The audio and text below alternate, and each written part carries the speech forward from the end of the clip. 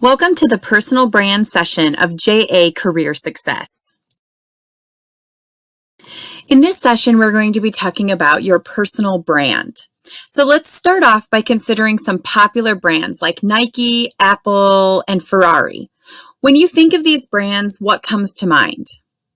For Nike, it may be sports or the swoosh logo or athletic gear.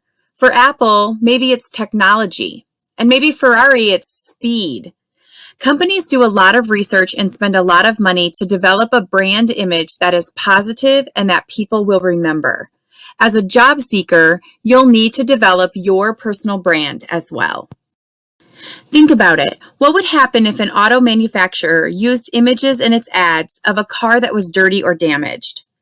That's what many job seekers do without even knowing it when they are careless about the paperwork they submit for a job or careless about the reputation they are building as a future employee.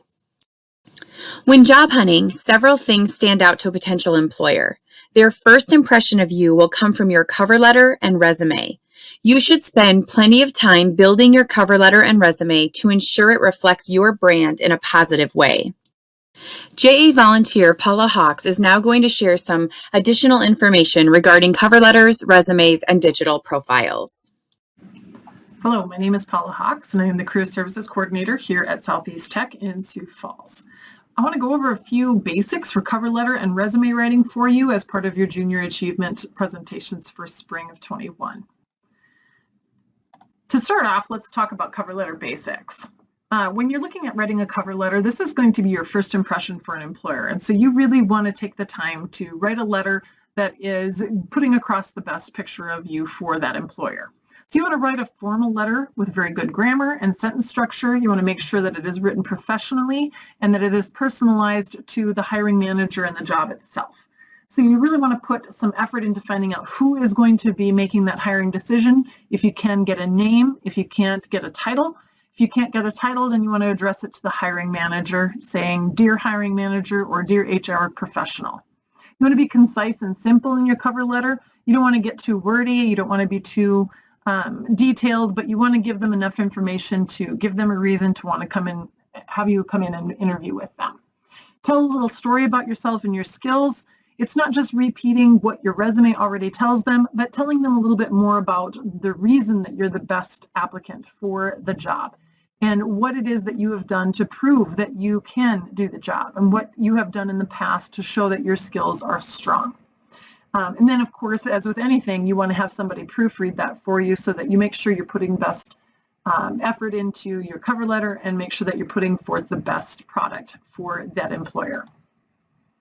Moving on to the resume, some basics around that include using a simple, easy to read font. Something like Times New Roman in a 12 font is going to be your best choice. It's easy to read and people are familiar with it. And it makes it a little bit more generic towards writing that resume for use in applying for a job. Avoid online templates. It's really easy to go to Google and say, "Hey, Google, show me a resume template that I can use." However, those templates can sometimes confuse an applicant tracking system, or the applicant tracking system will turn it into gobbledygook. You're really best off using a Word document and formatting it yourself. There are lots of examples of what a resume should look like. However, like I said, don't use that template. Go ahead and use them as a guide so that you can format that yourself so it will go through that ATS easier.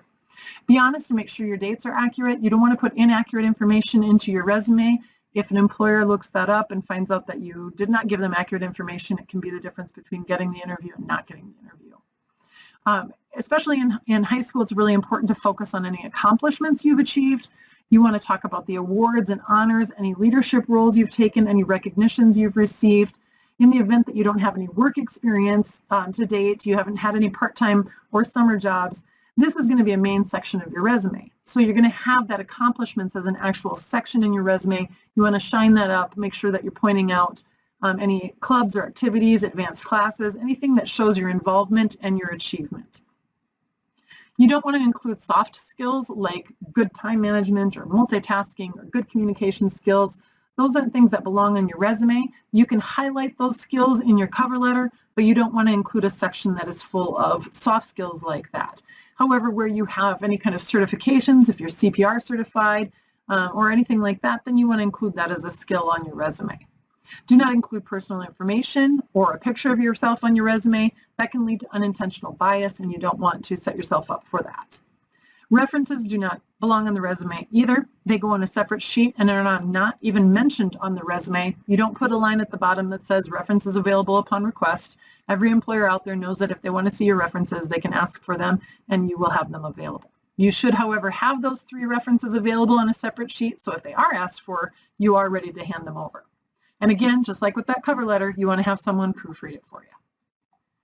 A couple other tips that aren't directly related, but have some indirect attention for your resume and your cover letter, and specifically for your job search in general. Practice talking about the items on your resume so it's natural for you. You don't want to have to read your resume to the employer when you're at the interview. You want to be able to speak to it and know what the dates are on there and what your accomplishments are. Also, it's a really good idea to tighten up your privacy settings on all your social media platforms. If you wouldn't want your mom to see it, you don't want a potential employer to see it either. So make sure that you tighten up those privacy settings so the only things that are being seen on your social media are the things that you want other people to see. Do your research on the company you are applying to. It's really a good idea to find out a little bit about their history, find out what their mission is, see what they're trying to accomplish, and where you can play a role in their company. It's a really great way to make a good impression during an interview and a great way to be prepared for any questions that they might ask you. Another place to look for some great advice is the link that I've offered on this page. And of course, if you'd like to reach out to me, you can certainly get my information from your instructor. Thanks so much for letting me be a part of this, and good luck to you in this spring. We want to thank Paula for taking the time to share those tips with us. And now you're going to get to put those into action as you complete an activity that allows you to compare the cover letters, resumes, and digital profiles of various candidates to decide who you would bring in for an interview. The scenario is that you and your team are part of a human resources group in charge of hiring new personnel for your company. Some of your coworkers have been at a career fair looking for possible candidates to work for your company. The company is large with many different kinds of jobs available, so you have a variety of both candidates and job positions available. Today, you and your team will pre-screen 3 candidates based on their cover letters, resumes, and digital profiles. Your team will decide whether each candidate moves on to an interview based on the personal brand presented in the candidate records. Using the candidate evaluation form on the inside of the packet your teacher will direct you to, rate each candidate's cover letter, resume, digital profile, and other evidence of personal brand. Then decide who, if any, will move on to a face-to-face interview.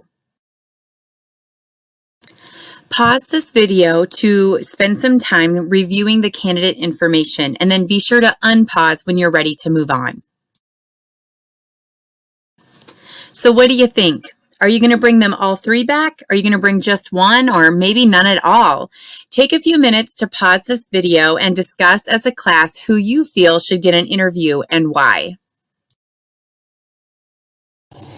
I hope you guys enjoyed the conversation, and I'm assuming that you probably came to the conclusion that there are both pros and cons to all of the candidates.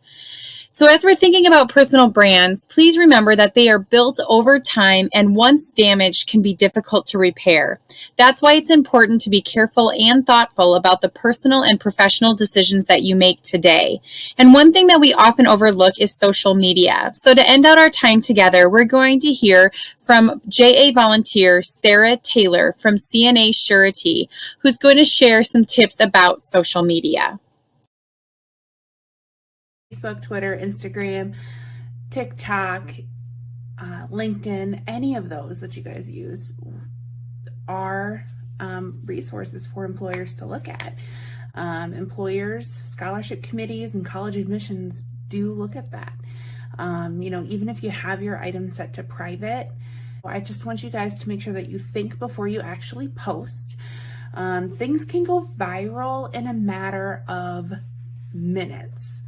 Not hours or days, matter of minutes, positive or negative. So if you post something negative, it can go viral super quick because people tend to share the more negative things over the more positive things. You know, if you have one good experience, you're going to maybe tell one or two people, but if you have a terrible experience, you're going to tell everyone in the world about your terrible experience. And employers will not hire you because of posts on social media. Anything on social media doesn't only affect you, so like it doesn't only affect myself, it reflects everything that I have on there. So if I do something not very wise and I have my employer on there as CNA surety, someone could go out there and say, hey, oh, I can't believe she did that. Like, she put that out there. She works for CNA surety. What kind of people does CNA hire? Like, I don't want that person to be around me, or I don't want to hire that person because of that. So same thing with, I also work for Stronghold Counseling Services. I really also have to watch what I put on my social media, because I don't want someone to look me up on the Stronghold website and say, you know what, let me Google her. She looks interesting.